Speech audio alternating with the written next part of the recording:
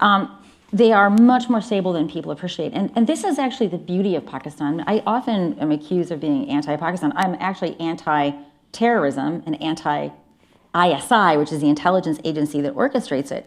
But if you actually spend time in Pakistan during a crisis, you see something totally profound. So I was there during the 2010 flood, when about a third to a fifth, depending on how you classify, the population was affected. These floods were biblical in scale, and it was... These are tens of millions of people you're talking about.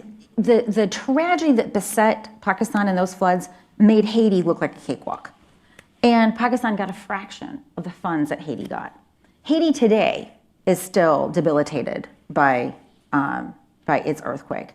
You see no signs of this in Pakistan. And to see this up close is to actually see what makes Pakistanis so extraordinary. They're some of the most resilient people you'll ever meet. So what immediately happened at the village and sub-village level, people just began gathering resources. People began rescuing people. Folks began donating whatever they could. And this is not very well documented because people are not interested in the times when Pakistan does something extraordinary. But I kind of think of these local activities is the triage that happens on a battlefield. You know, we now have that stuff that you sprinkle in your wound or you stick a tampon in your wound. And that stabilizes you until you get to a medical facility.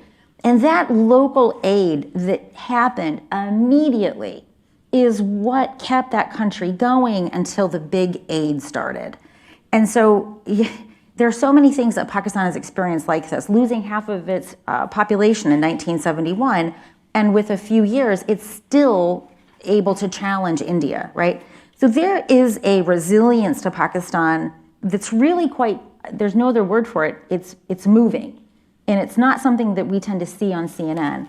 And so what I think will happen if we actually do what we need to do, which is really to cut them off, when we cut them off, I also think that Pakistan will undertake reforms.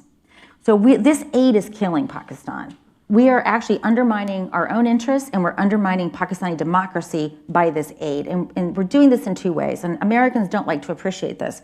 But the fundament of democracy is taxes. We pay our taxes and the scoundrels have to be accountable or we vote the scoundrels out. Pakistan is a rentier state in much the same way that Saudi Arabia is, right? People don't pay taxes, right? They get money from the outside and therefore there's no accountability. And we have essentially been putting lubricant into a system that would ordinarily demand change. Right? Ordinarily, people would be furious